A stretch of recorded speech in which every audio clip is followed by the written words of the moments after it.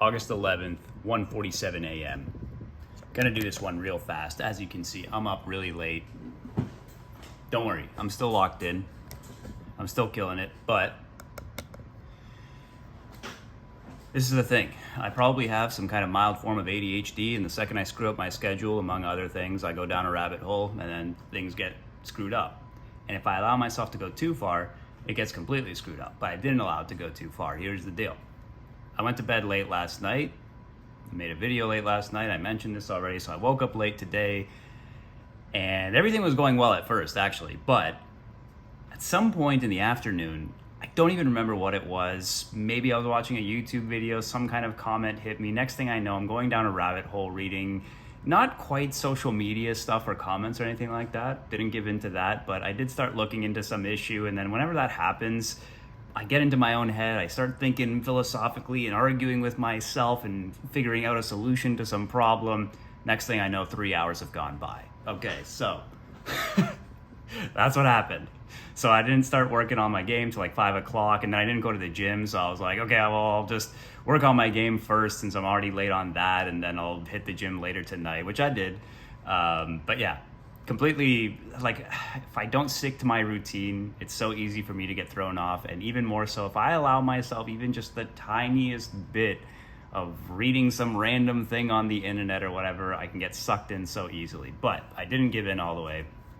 One thing I noticed, this is part of this, something I noticed a few years ago that I was really good at for a while, but I lost track of, and now that I'm back in the zone, I'm killing it, is self-awareness about habits and patterns you've built up over a lifetime. I've made videos before where I've talked about this, but I really think, at least for the way my brain works, I have all these habits that I've built up over a lifetime based on different situations I'm in. So for example, when I woke up this morning, because I slept in, because I went to bed late last night, I really felt like I had a hangover. I didn't, because I didn't drink, but that's what it felt like to me.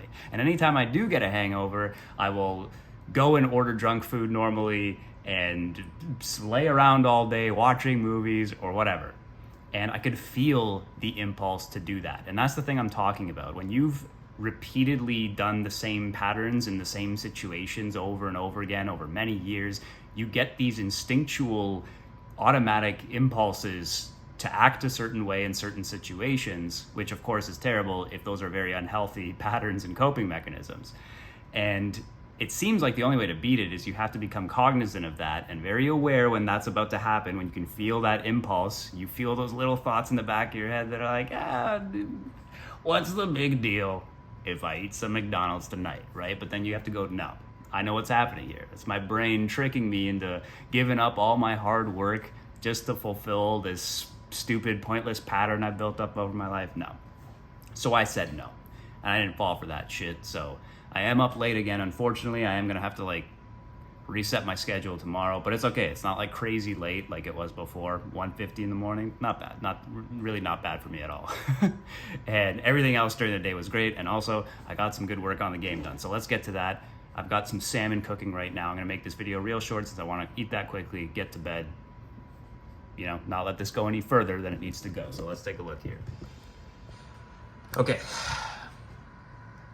First of all, Amanda hooked me up with the new expanded versions of the rooms, so everything is nice and done in that sense. I got all the roofing finished as well, since I have the final sizes of the rooms put in. You can see there's a lot more space here now, a lot more space here. It's not so cramped. You can actually pop into the room and move around a bit. And of course, this room, most importantly of all, has much more free space for moving around. Now, as I started to play this again and testing it out one last time before I got into decorating the rest of the level, specifically in this room, I felt like there was still a problem with playing against these guys. And the issue really, at first I thought it was because of the previous room size and it being really cramped, but it wasn't exactly that. It's nice that it's bigger now, but the real problem was I tended to come in through this door here, I would kill these guys, and I would come down to this statue. And the second I'm at this statue and these guys don't have a line of sight to me anymore, their default behavior is to behave like all the other enemies currently in the game, which is to just run at me until they do get a clear line of sight. Which means they all end up just crowding around, coming up and crowding around here around the corners of this statue, and that just makes it, first of all, quite easy, since you can kind of just stand there and wait for them to come to you and then kill them all. And secondly, just lame, and also defeating the whole purpose of the design of this room, which is meant to challenge you as the player to traverse it carefully and move your way around these obstacles and kill these guys off one by one, if you so choose to do it that way anyway. So because of that, I decided I don't yet like the way these archers are behaving, and I wanted to improve that. And I thought that really the design behind these guys to differentiate them from the first two enemy types is precisely that they should not go to you. The whole point behind them is that they're the first enemy that forces you to have to go to them and forces you to stay moving. In previous levels, a lot of rooms you can literally just stand there and wait for enemies to come to you, except for maybe rooms where there's these kickable objects and they might get sent your way, so you maybe have to move out of the way for those. But in most rooms you can just stand there and wait for them to come to you. So now I want, from this level on and the rest of the game, these guys will force you to always have to be moving in every room, and you won't be able to, so to speak, cheese your way through the game anymore by just standing around and waiting for enemies to come to you. So I thought to myself, first of all, as a quick test, what if these guys just don't move at all? They just stay in place, and if you are hidden behind some obstacle, they'll just wait for you to come out. They'll keep their arrow locked and loaded, and as soon as you peek around the corner, then they start firing at you again. And I did find that that alone made them way more fun to play against and much more in tune with what I had envisioned for the design for a room like this, where you're now forced to have to move around, and you stop and come down here, these guys are all just sitting here aiming at you. And I'm gonna show you in a second what this looks like. It's pretty sweet. And then my second thought was, it would still be pretty cool too, though, if they were smart enough to somehow try to get a clear line of sight on you if you're just standing around trying to hide away from them. Just put you a little more pressure on you to really force you to have to keep moving. And my first thought was to come up with some intelligent way of maybe randomly figuring out, like, where is a position in here somewhere that I might have a line of sight to the guy and test different positions. But what I didn't like about this idea, first of all, it seemed like a lot of work, not gonna lie. Sometimes I try to think of simplified solutions that don't require a huge amount of extra work. But yeah, it seemed like a lot of work, but also it seemed like there isn't really any particularly smart way to figure out exactly, just like on the fly with all this area, where is a clear line of sight to this dude exactly. Actually, I suppose it might be possible to use the pathing algorithm to figure out if there's a straight line path to a guy and then find that, but I don't know. Anyway, the major thing though was, as part of one of my game's design pillars, is that I want it to be consistent. I want enemies to be very predictable as much as possible. It's not always easy to predict what they're going to do in every situation because there can be a lot going on, but in theory I want it to be possible that if you watch carefully, you'll know what they're always going to do. So with that in mind, I thought, well, what instead if, like, making them dynamically intelligent to find spots, if I just manually give them spots? So I assign to them various positions, like one position, maybe two, that they can go to if they don't have a clear line of sight to the player, and then they run to that position and they wait there. And then I can just intelligently myself manually place these positions in different places where it makes sense for them to go to and wait, and which will put like maximum pressure on the player.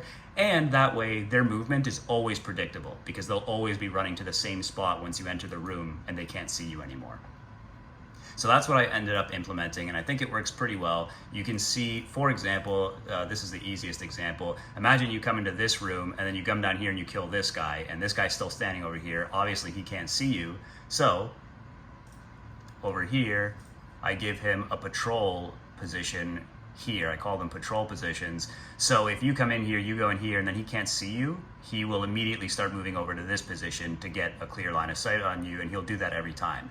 If along the way he already sees that he can see you without even arriving here yet, he'll also stop and start shooting at you. So yeah, anyway, that's how it works. Let me show you in practice what it actually looks like now. It's pretty good. Also, one second.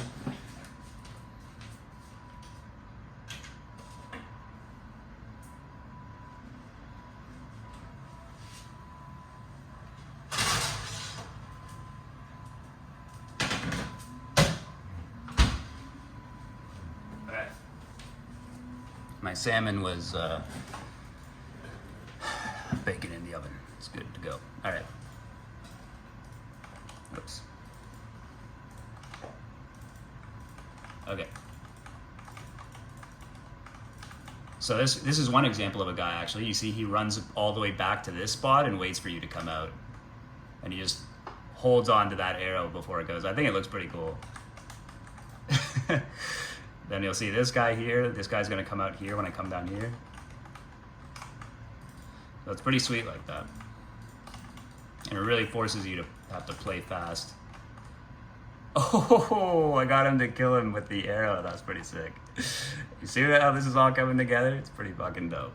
All right, I'll kill these guys. And now finally I'll show you this last room here. This plays out pretty cool now.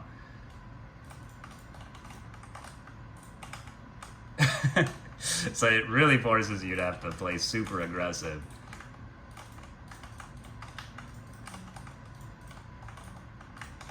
That's another guy that's also set up right now. He comes down and tries to kick this thing if you get out of the way. Oh, man. It's very hard to stay hidden there. I just wanted to show what it looks like when they're waiting for you to come out. Fuck, man. Game is hard, bro.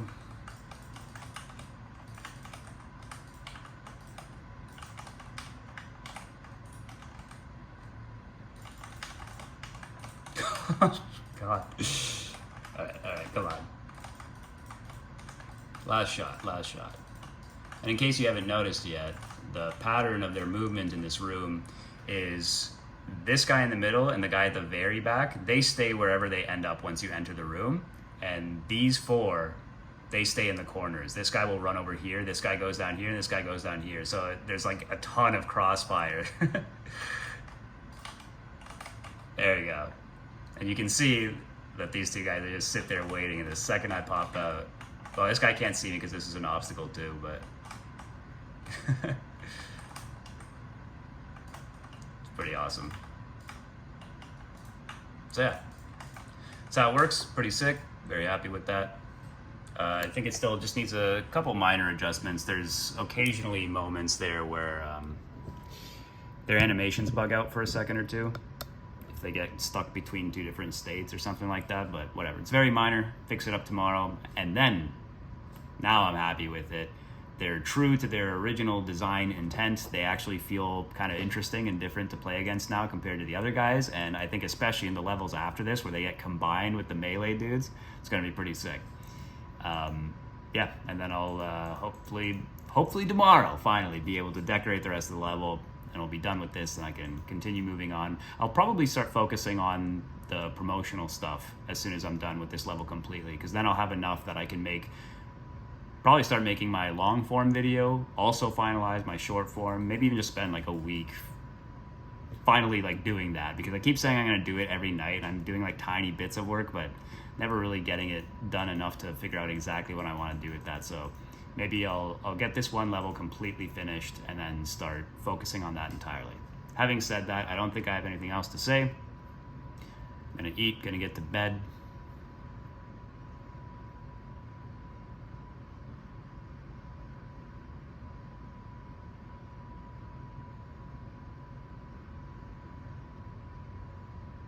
Yeah. I had a controversial thought, actually. But I'm going to save this for later. I thought it was pretty insightful and kind of interesting, but maybe I'll save it for next time. See you later.